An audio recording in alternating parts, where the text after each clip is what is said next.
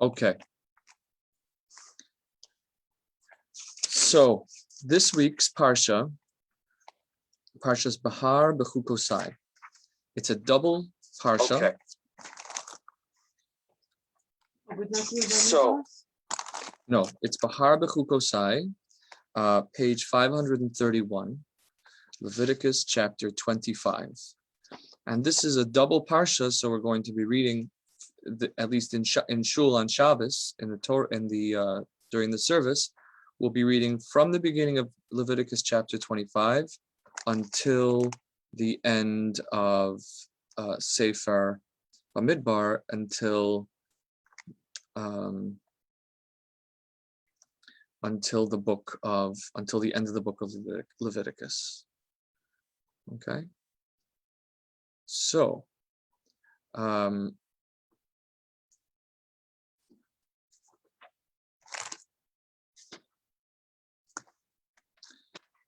let us begin. So the Torah reading opens with preparing the Jewish people to enter the land of Israel.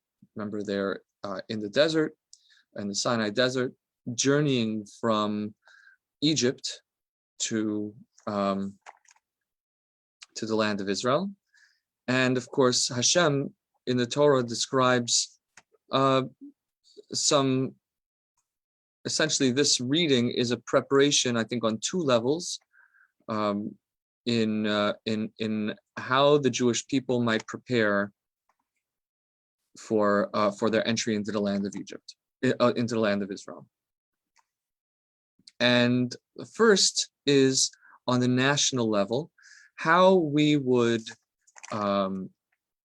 organize ourselves on a communal and economic level.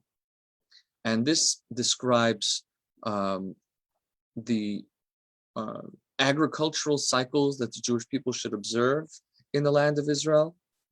It describes the Jubilee cycles. So the agricultural cycle should include a Shabbos, a year of Shemitah, a year of Sabbath, a sabbatical year in which we take the traditional practice of letting a field lie fallow and dedicate that as a Sabbath to God, as a time to turn inward and to create a deeper connection to our spirit after spending 6 years working the land. And of course, along with that comes comes certain specific obligations about how we should treat the wild growth that develops while we let the field lie fallow, and to have a charitable and free distribution of that we should experience both the time of being within in a deeper relationship with Hashem, as well as relinquishing our sense of control and our sense of ownership over the land, kind of during that time of letting the land lie fallow, to reconnect with the fact that the land has a life of its own given to it by God. And in many ways, this mirrors the weekly Shabbos, the weekly Sabbath that we observe, in which, of course, everyone needs self-care time. And everyone, you can't work 7 days a week, all day, because you'll burn out. So observing a Shabbos, observing a day of rest, is just good psychological sense. But the Torah calls upon us to be in that time, not just in a mentality of self-care, but in directing that toward connecting to deeper parts of ourselves and deeper realities in the universe that we don't so much experience when we're doing the necessary involvement in work and in perfecting our environment. So during the 6 days of the week, we are dedicating ourselves to being in control and working hard and looking at what around us is wrong that should be fixed, and that we have to have a sense of ownership and stewardship over the world around us. And then on Shabbos, we will because we have free time, we'll dedicate that time to prayer, reflection, and inwardness.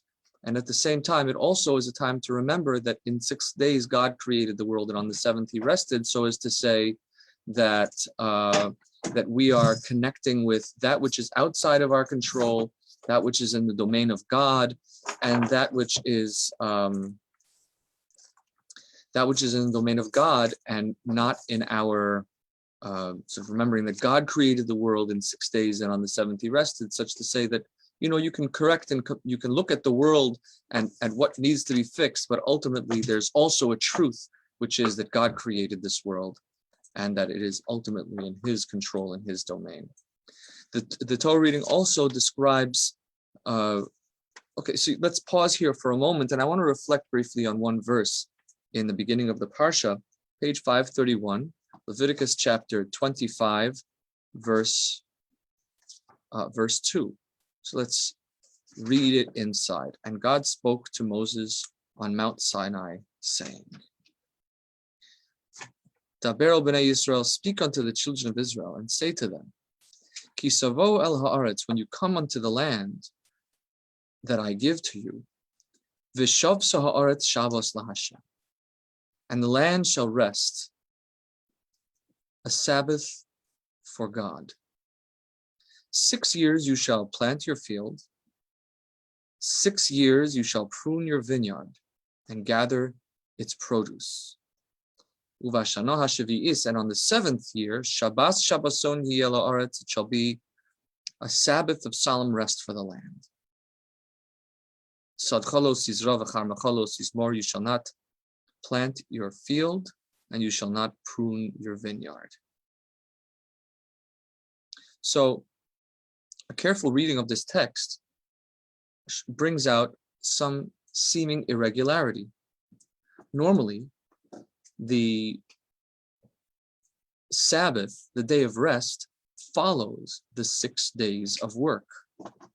And thus, by the same token, the year of rest, and certainly the year of letting a field lie fallow, also follows 6 years of sowing and pruning. And so when we read the text, we see that God says in the Torah, when you come to the land that I give you, you shall rest for a Shabbos. And then it goes on to say, you shall sow your field for 6 years, prune your vineyards for 6 years. And then it says, on the 7th year, you shall rest. So so you see the irregularity, seemingly, that here we have, as soon as you arrive, immediately you have a day of rest. Wait, you haven't done any work yet. You haven't done any planting yet. You're already taking self-care. You haven't done a stitch. You haven't lifted a finger yet. So what's the meaning? And so I think that in this verse, it gives us a paradigm shift, which I alluded to earlier, as to the meaning of this year of rest, the year of the fallow field.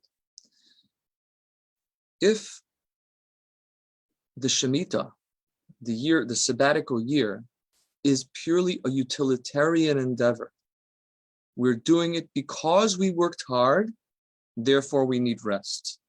Because the field needs to renew its nutrients, therefore we let it lie fallow.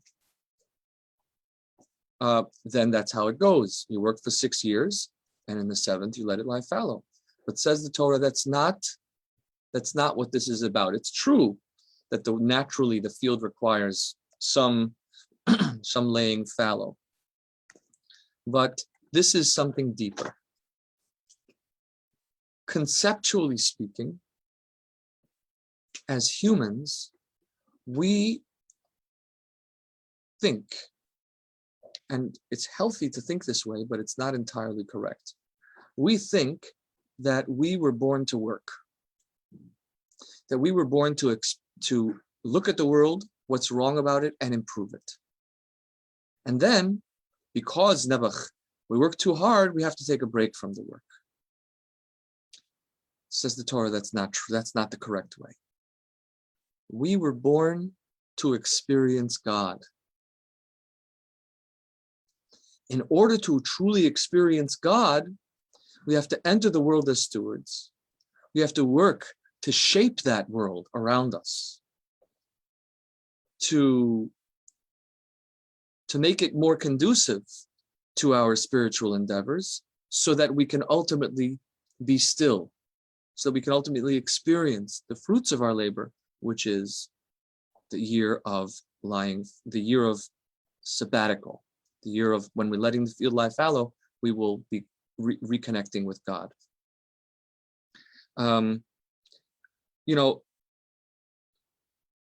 We don't realize sometimes how critical our priorities are, that they actually dictate our necessities. So, of course, everyone with any common sense understands that a person needs to work, and that the world needs tending to, and the world needs cultivating. But we don't often think about to what end we're tending and cultivating. What is our priority? And so,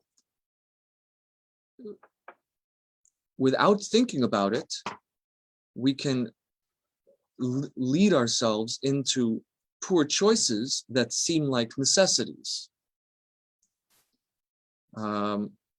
because of a priority. And I'll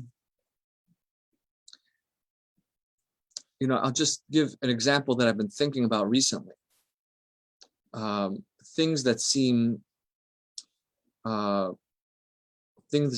obvious.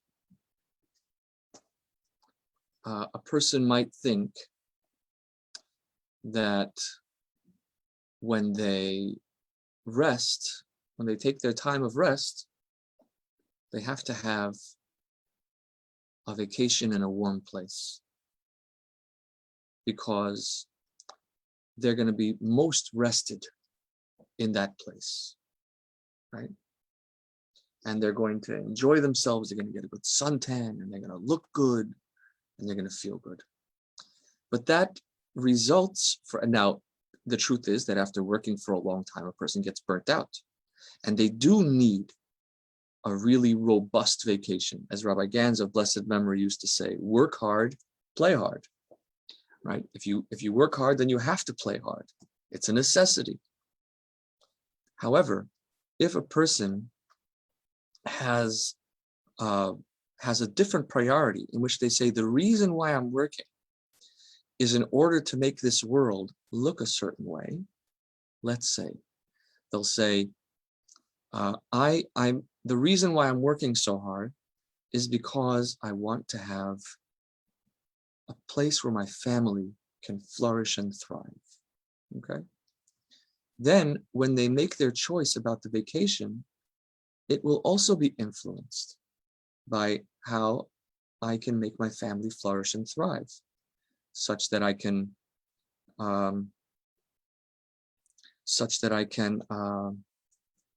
maybe choose a place in which more family members can gather together during that vacation, or in which I will be maybe not having a suntan, so I'll look good, but a place where I'll have more quiet, because I'm at peace and I can be more refreshed emotionally and spiritually to reconnect with my family when I come back.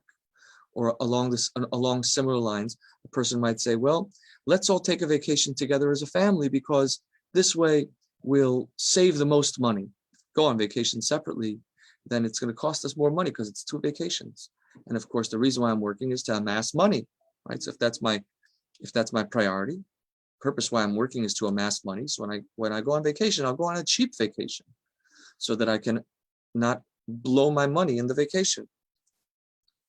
But if, on the other hand, the purpose of my work is so that I can be refreshed, so maybe it would require that I spend more money and I go on vacation by myself, so that I can really have the kind of recharge that I need, if that's the way you are. Some people get recharged by being among people. Some people get recharged by being alone, right? So that might be what's necessary in that case. And so in this sense, our choices will be determined by our priorities. In modern times also, we have debates between right and left, between liberal and conservative, on the best way to organize our society.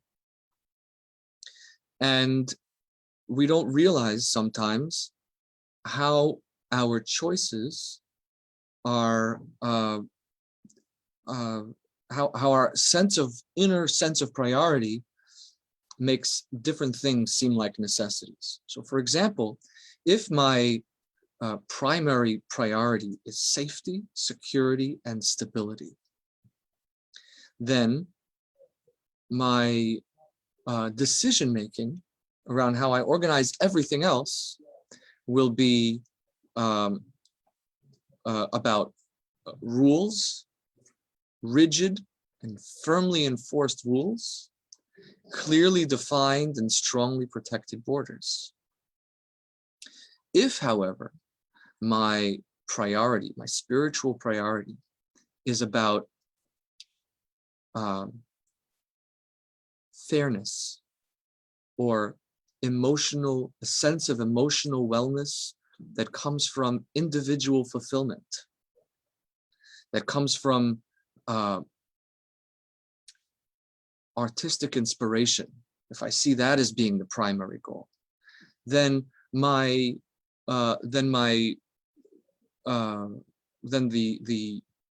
ensuing decisions that I make will be around equity and raising up each individual to make sure that they have an opportunity to express themselves, and that we can have a diverse and multifaceted and multicultured expression of art and culture and language, so that we can have more varied types of experiences in which we can have more excitement, more fulfillment, more inspiration. Right? Now, of course, I'm not making a statement about which one is better. And of course, I think both sides would agree that safety and security and inspiration and fulfillment are necessary. But the question is, which is there in order to serve the other? So I might say the reason why I need to be safe is so that I can have an environment in which I can feel inspired and fulfilled, right? Or another person might say the reason why I want to be inspired and why I want to be fulfilled is in order that I can create a more healthy and stable environment that feels more well, right? And therefore the inspiration and the diversity is only there in order to feed the overall structure of stability for the future. And essentially, when we think deeper, as I'm speaking about it, these two sides, one of them is saying that the priority is in this moment. Do I feel fulfilled in this moment? And the other one is saying that the priority is, do I have stability, which ensures longevity into the future, right? So one is more future-minded and one is more present-minded. So one might say the reason why I want to be, so it's true we need to be inspired and fulfilled, but that's in order that we can be refreshed enough to be able to work hard, to be able to create a good future. And the other ones could say, of course we need to have stability and safety, but that's in order that we can have a healthy environment in which we can all pursue our inspiration in the moment. And so here the Torah tells us right from the beginning, this is the priority. The priority is, ki savo el haaretz, when you enter the land, it is in order that you can create v'shav haaretz Shabbos laHashem. It's in order that you can create a Sabbath for God. And then that's why you're going to now go work 6 years. The whole 6 years was only in order to be directed towards creating the Shabbos laHashem, the Sabbath for God. And so that you have to keep the end in mind right from the beginning. Okay, so that's part one. Part two. Now we go to, after the counting of the 7 years, you shall count 7 years 7 times. So that'll be 7 sabbatical cycles. After 7 sabbatical cycles, you have the Yovel, or the Jubilee. And the Jubilee is like the sabbatical year as a reset for agriculture. The Jubilee is a reset for the economic system. And the economic system revolves around banking and real estate. These are the urban elements of society. So the agriculture, the 7 cycles is the land-based agricultural element, and the Jubilee, the 7 cycles, is a 50-year cycle of the more societal constructs. May I say something? Yeah. It's interesting that Yovel and Avel sound relatively similar, and they have such radically distinct definitions. What is the connection between the word Yovel, Jubilee, and Avel, mourning? Is there one? I don't know. It just sounded very familiar as you pronounced it. It's an interesting, that's something that I think I will investigate that. Etymology is interesting to me too. Yeah. Let me know when you find out, please. I'd be intrigued in hearing it. Sure. Thanks. And so what do we do during this Yovel? So let's read from verse 8. You shall number 7 Sabbaths of years, 7 sabbatical years, 7 times 7 years. And these 7 Sabbaths of years shall be 40 and 9 years. And you shall proclaim with a shofar blast at Yom Kippur in that 49th year, and you shall sanctify the 50th year and declare liberty throughout the land unto all its inhabitants. Right, so here we're talking about the societal, the culture, the cultural construct, or the societal construct. It is a jubilee, and each man shall return unto his possession, and each man shall return to his family. Again, it's going to be an additional Shemitah. Not only do we have the prohibition against planting and pruning, but also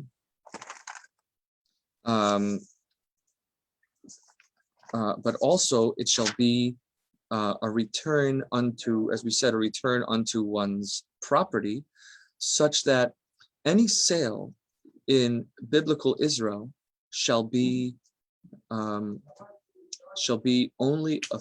no more than a 50-year lease. So when you sell property in the land of Israel, you shall sell it only for how many years remain until the Yovel. And then at that point, the property sale is reset, and each person returns to his ancestral lands, which they received upon arriving in the land of Israel. Furthermore, the loans, any loans that are given, are also, well, that's also reset at the Shemitah. Okay, so, but nonetheless, this idea that property, that ancestral property, should be restored to its original land.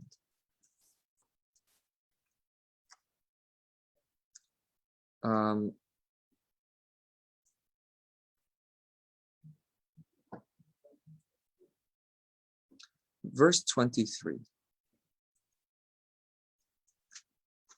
And the land shall not be sold in perpetuity. Right,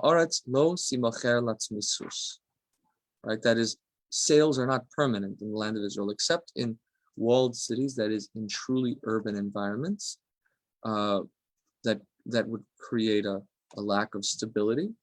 But sort of on the whole, throughout the land of Israel, when we look at the land parcels, there is an ancestral deep connection to each person, gifted to each person by God, and it's not for you to sell. The land shall not be sold for perpetuity, because it's not yours to sell. Read the next words. Kili haaretz, God says, because the land is mine. And now the next line. Ki gerim v'soshavim atem imadi, because you are strangers and settlers with me. I'm the landlord, so to speak. Right. So you could say, There's a number of ways of reading this, and I want to reflect upon one teaching in the tradition of the Baal Shem Tov. First of all, on the simplest level, God is saying the land doesn't belong to you. You're not its landlord. It's not for you to sell. You can lease it. You can share it with others, and you can get income from that. But ultimately, I gave it to you, and I didn't give it to you. I allow you to live there. But let's reflect for a moment on what the meaning of a stranger is. What does it mean to be a stranger and a settler? And when we understand that, we can understand, again, a seeming irregularity in the text. Ki gerim b'soshavim atem imadi. You are strangers and settlers together with me. It doesn't say you are strangers and settlers before me. That is, you are strangers and settlers in my presence, kind of because I'm in charge. He's saying you are strangers and settlers together with me. A stranger is someone who never quite feels that they belong. They don't have a network. They don't have people that they can count on. They don't have a place where they feel is truly theirs. They feel like outsiders among, like we talk about the kind of first generation Americans. Let's say somebody comes from, I don't know, Tanzania. Okay, a person moves to America from Tanzania. The first generation immigrant is not quite an American because Tanzanian culture is still within them. And when they go back to Tanzania, they're not quite a Tanzanian because they've been colored by their time in America. Yeah, they're somewhat American. They're already disconnected to some degree. No country for old men. And the rabbis say that for 10 generations, person feels, if a person is descended from immigrants, or in the original text from converts, for 10 generations after the original convert, they will feel insulted, or they'll feel offended when someone disparages their nation of origin, because they're still Gerim. They're still somewhat not fully integrated. They still have some association with the other, but they're not with the other at all, right? So they're neither here nor there. So what does it feel like to be a stranger? A person who is a stranger never quite feels that anyone understands them. You don't belong. The local population doesn't quite understand them. There's something there's something about their experience that unless you lived that, you can never really understand it. And you can accept it, but meaning you can be tolerated to the fullest sense. You could be respected in the fullest sense, but not really feel that you belong. You never feel that the person really gets you. Is that why we don't ask somebody if they're a convert, because it would hurt their feelings? If they knew that we knew that they weren't really integrated into the Jewish people yet. Right. Yes. So we're not supposed to. We don't want to hurt their feelings. Yes. We're not supposed to. It's okay to ask somebody if they're a convert, but the point is we're not supposed to refer to the fact that they're a convert. So you can ask somebody? Well, I mean, sometimes it's necessary to know, right? It's not a secret, maybe, right? It's not a secret, but we don't say, oh, you would understand this because you're a convert. You don't say that to someone, right? You don't malign anyone. Or you don't say it's not even a maligning of character. There's nothing wrong with being a convert. It's an honor to be a convert. I think so too. Right? But at the same time, well, remember the priorities. If the priority is allowing somebody to become fully integrated and welcomed in the society, then bringing up where they used to be, impacts the process of integration. Well said. So It's sort of like if somebody was a drug addict right, and they make tshuva, right, you don't say to them, I know that you were, you used Right. to have purple hair and you were Right. and you were a drug addict. right, You keep that to yourself. Because they've risen above that. Yeah. right. You want to allow them to truly move forward. Okay, so this is the experience of a stranger. A stranger doesn't quite feel that anyone understands them. What happens? So the Tanzanian immigrant doesn't feel at home in America, and they don't feel at home in Tanzania. So with whom do they feel at home? With whom do they feel a connection? Other immigrants. Only another immigrant. You got it. Because it's neither here nor there. But only someone who is neither here nor there can truly experience that kind of connection. And so now this comes beautiful teaching in the tradition of the Baal Shem Tov. He says, Ki gerim b'soshavim atem imadi. You're a stranger, you're a settler, I get you. You're together with me, says God. Beautiful. I get you. And on the deepest level, because in a way, who is more a stranger in this world than God himself? Because there's nobody like him. Meaning, there's no one like God. The world, as we know the world to be, of course, the world is God's place, right? God is the place of the world, right? That's what we call God Hamakom, the omnipresent one. It means not just we call God the place itself. That is, the world exists within God. So of course, God is not a stranger.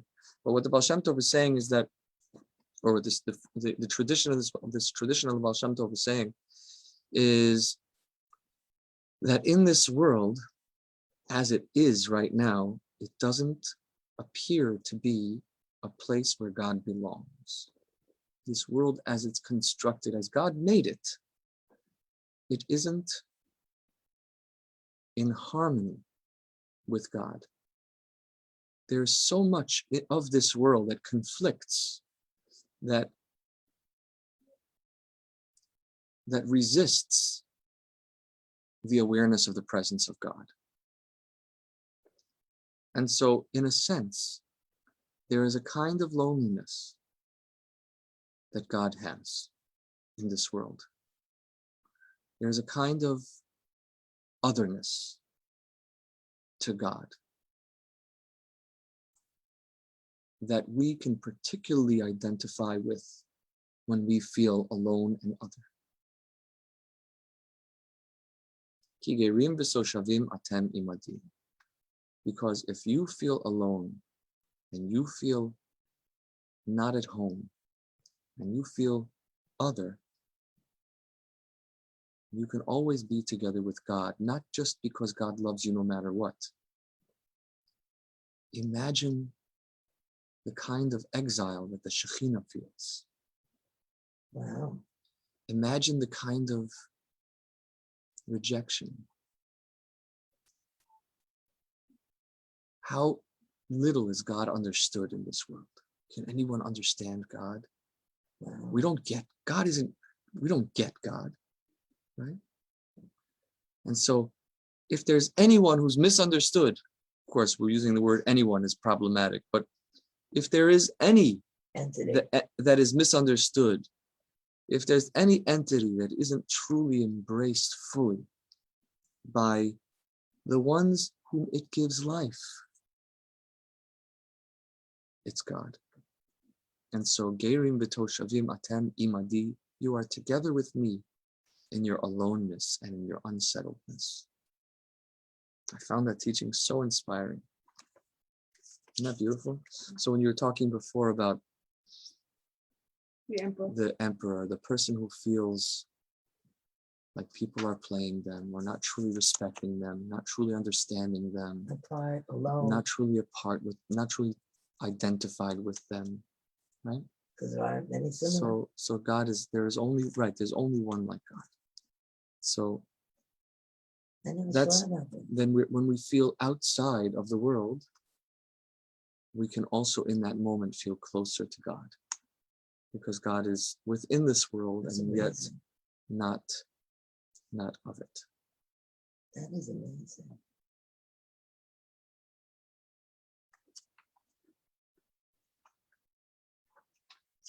Oh, beautiful.